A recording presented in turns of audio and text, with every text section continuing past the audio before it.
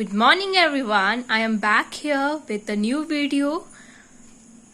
So today our topic is today that we will study on the drugs that are being used for the treatment of gout.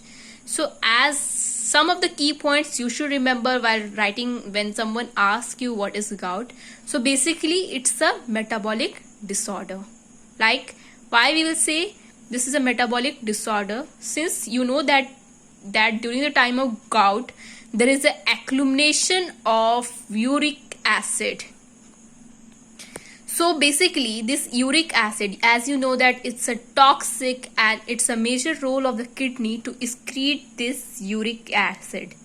So instead of excreting this uric acid, it is accumulated in the joints, right? So the most common joint that is being affected with this, like you will first see so it's a metapharyngeal joint. मतलब कि it's been first time you will see the toenail of the feet. Not only it affect the feet but ankle, knee, okay, heel area. So it's become very difficult to walk, right? So basically it's a metabolic disorder. When the plasma urate concentration is raised, it is characterized by intermittent attack of acute arthritis, that is deposition of sodium urate crystal in the joint. So दो types के got होते हैं, जाहिर सी बात है, acute होगा, एक होगा क्रॉनिक होगा. सो मेनली हम लोग तीन टाइप के ड्रग्स यूज करते हैं for the acute attack, that is NSAIDs, colchicine, glucocorticoids. So NSAIDs में indomethacin, it's a drug of choice, and it's a naproxen, diclofenac, you have to remember it. So SAID, I से आया indomethacin, N से आया naproxen, D और P थोड़ा similar लगता है.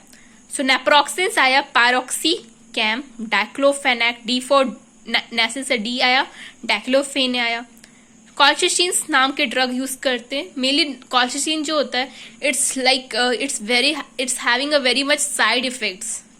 So mainly we do not prefer it for the treatment, but it's more effective than NSAIDs. Okay.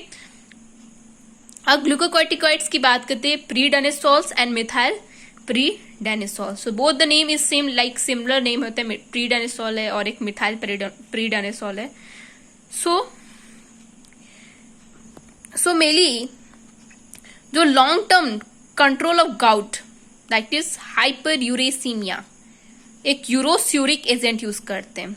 So mainly दो types के गाउट की ट्रीटमेंट करते हैं, या तो डिक्रीज कर दे यूरिक एसिड का सिंथेसिस, सिक्रीशन को ही डिक्रीज कर दे, या फिर इसका एक्सक्रीशन कर दे, क्योंकि यूरिक एसिड एक तरह का वेस्ट प्रोडक्ट है, तो किडनी से उसका इरिकेशन एक्सक्रीशन इंक्रीज कर दे.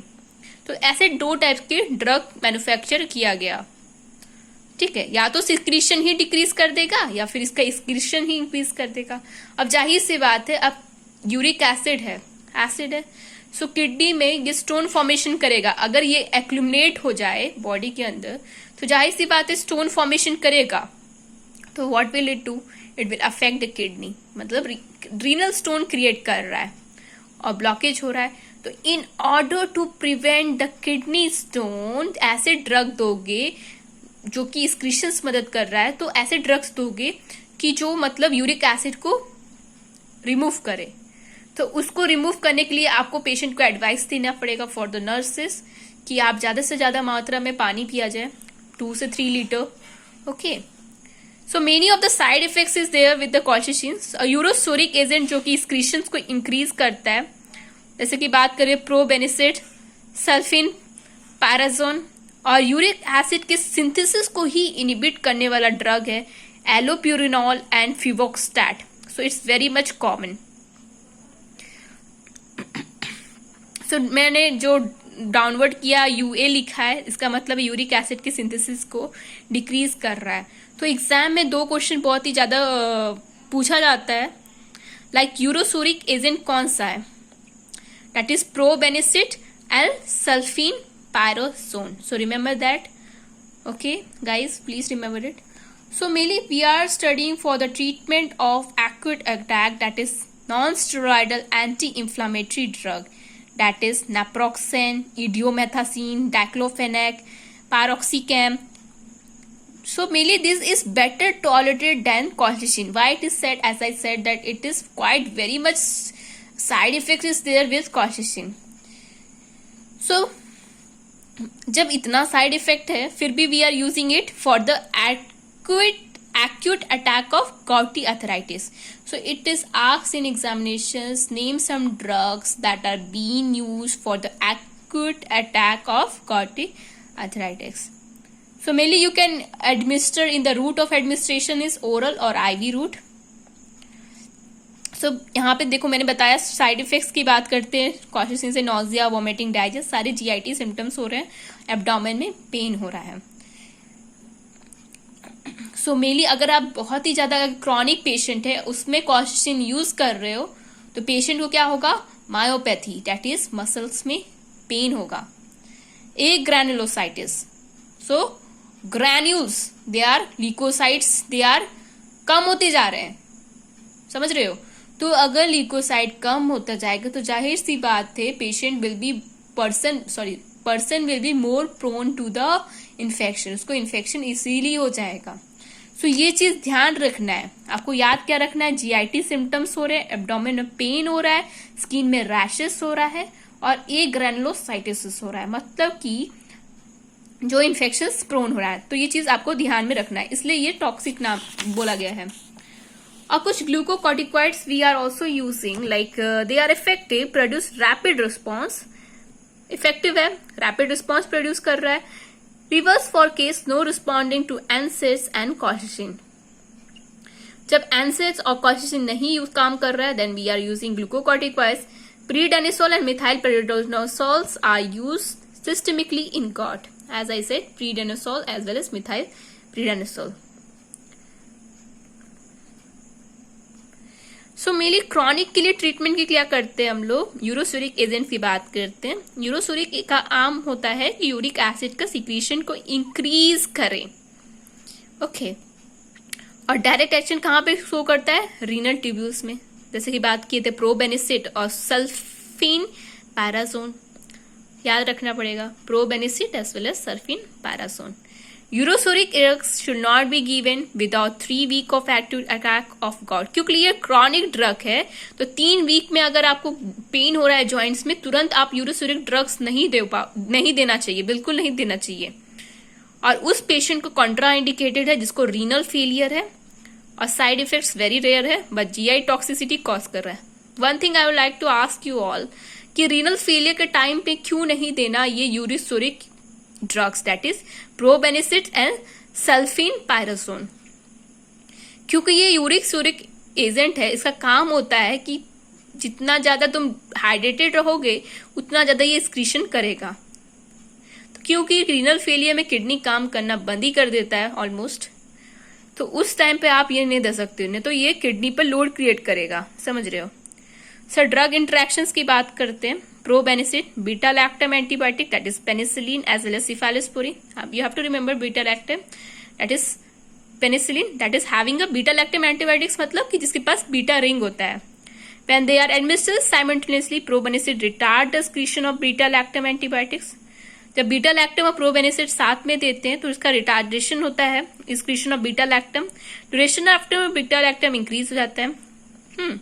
तो यूरिक एसिड सिंथेसिस इनिबिटर. सो यूरिक एसिड को सिंथेसाइज करने वाला ड्रग्स जो इनिबिट करता है वो यूरोसूरिक था, दैट इज प्रोबेनिसिड एंड सल्फेनपैराजोन. ये यूरिक एसिड किस वो एक्सक्रीट कर रहा था. मैं बताई थी दो तरह के ड्रग्स बनाए गए जो यूरिक एसिड के सिंथेसिस को इंक्रीज करते, सिक्रीशन को इंक्रीज करते, जिसकी वजह से और एक होता है एक्सक्रीशंस के लिए. तो एलोप्रिनॉल जो होता है सिंथेसाइज को इनिबिट करता है, सिंथेसिस को इनिबिट करता है या फिर एक्सक्रीशन ही इंक्रीज करता है. कि allopurinol prevent the synthesis of uric acid by एक enzyme that is xanthine oxidase को ही इनिबिट करता है. वो जो एंजाइम यूरिक एसिड को बनाता है दैट इज ज़ैंथीन ऑक्सीडेज एलोपिरेनॉल उसके सिंथेसिस को ही इनहिबिट करता है। इसकी वजह से क्या होता है, प्लाज्मा में यूरेट का लेवल कम हो गया। अरे एंजाइम ही मार डाला तो कहां से अब यूरिक एसिड बनेगा। It reduce the urate crystals in the kidney, और किडनी से यूरेट का क्रिस्टल बन गया क्योंकि एंजाइम मर गया, that is xanthine oxidase. Exam में एक की पॉइंट के फॉर्म में आप लिख सकते हो। It is used orally in chronic gout as well as hyperuricemia associated with chemotherapy. So when we are like जब कीमोथेरेपी हम ड्रग्स देते हैं उस टाइम भी क्या होता है, बॉडी के अंदर यूरिक एसिड का लेवल बढ़ जाता है, तो उस टाइम भी एलोपिरेनॉल देते हैं। तो not only allopurinol is given for the gout purpose, gout के लिए ही नहीं सिर्फ देते, हम लोग कैंसर कीमोथेरेपी के फॉर्म में भी यूज करते हैं। और हमेशा ये आपको याद रखना है, एलोपिरेनॉल हो गया या फिर यूरोस्यूरिक एजेंट ड्रग्स हो गया, ये सब क्रॉनिक गाउट के लिए देते हैं। तो 3 वीक के अंदर अगर एक्यूट अटैक आ रहा है गाउट का, यू विल नेवर एडमिनिस्टर, ठीक है। और साइड इफेक्ट्स की बात करते हैं तो आपको याद रखना है, जब एलोपिरेनॉल देते हैं तो इंसान को स्किन रैशेस होता है। अगर स्किन रैशेस हो रहा है, थोड़ा से भी स्किन रैशेस हो रहा है, you have to inform to the doctors. Drug को ऑन द स्पॉट आप बंद करोगे, that is allopurinol as well as febuxostat. Itching होने की शिकायत पेशेंट करेगा, हेडेक होगा, फीवर होगा, नॉसिया होगा, वॉमिटिंग होगा, डायरिया होगा। All the side effects of GIT is there with the allopurinol. से मैंने बताया था यूरिक एसिड के सिंथेसिस को इनहिबिट करने वाले 2 ड्रग होते हैं, that is allopurinol as well as febuxostat. xanthine oxidase जो एंजाइम को इनहिबिट कर रहा है, अब यूरिक एसिड बनेगा ही नहीं, देख रहे हो यूरिन से ये एक्सक्रीट हो रहा है। प्रोबेनिसिड क्या था, एक्सक्रीशंस कर रहा है, मतलब यूरिन के फॉर्म में एक्सक्रीशन क्रिएट कर रहा है, दैट इज सल्फिन पैराजोन। तो ये एक तरह का यूरोस्यूरिक एजेंट है। हाइपर यूरिसीमिया हो रहा है, मतलब कि आप जब यूरिन देखोगे हाइपर यूरिसीमिया होगा। हाइपर यूरिसीमिया क्या होता है, किडनी, सॉफ्ट टिश्यूज, ज्वाइंट में एक्यूमुलेट हो रहा है। और ये कॉल्सिसिन क्या करता है, activation and migration of neutrophil to site of inflammation. Colchicine क्या करता है, मिनिमाइज करता है। सो ये था febuxostat. Okay, xanthine oxidase inhibitor same है, ये यूरिक एसिड को इनहिबिट करता है। 2 ऐसे ड्रग्स के नाम बताओ जो यूरिक एसिड के सिंथेसिस को इनहिबिट करता है। एक होता है एलोपिरेनॉल, एक होता है फेविक्सोस्टैट। और यूरोस्यूरिक एजेंट के 2 ड्रग्स के नाम बताओ, प्रोबेनिसिस, सल्फिन पैराजोन। तो एग्जाम में ऐसा क्वेश्चन आ सकता है। सो xanthine ऑक्सीडेस डिक्रीज करता है formation of uric acid. It is administered orally, आप ओरल रूट से दोगे, once daily, every day, 1 day for the chronic gout. Adverse effect same, diarrhoea हो रहा है, हेडेक हो रहा है, हिपैटोटॉक्सिसिटी है, दैट मीन्स जिसको लीवर का प्रॉब्लम है आप उसको नहीं दे सकते।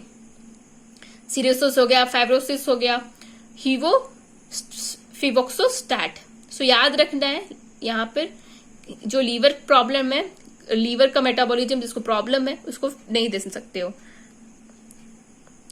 फेविक्सोस्टैट can be use in patient intolerated to allopurinol. So एक सेकेंड लाइन ड्रग्स की बात कर सकते हैं, जो एलोपिरेनॉल फर्स्ट चॉइस से नहीं काम किया तो सेकेंड चॉइस में फेविक्सोस्टैट दोगे। सो की पॉइंट्स की बात करते हैं, जब भी आप दे रहे हो यूरोस्यूरिक एजेंट, पेशेंट को बोलना है आप ज्यादा से ज्यादा मात्रा में पानी पीजिए। Your allopurinol and uricosuric agent should not be use during an acute attack. मैं सेम बताई थी आपको, एलोपिरेनॉल और यूरोसोरिक नहीं यूज करना क्योंकि ये क्रॉनिक के लिए है।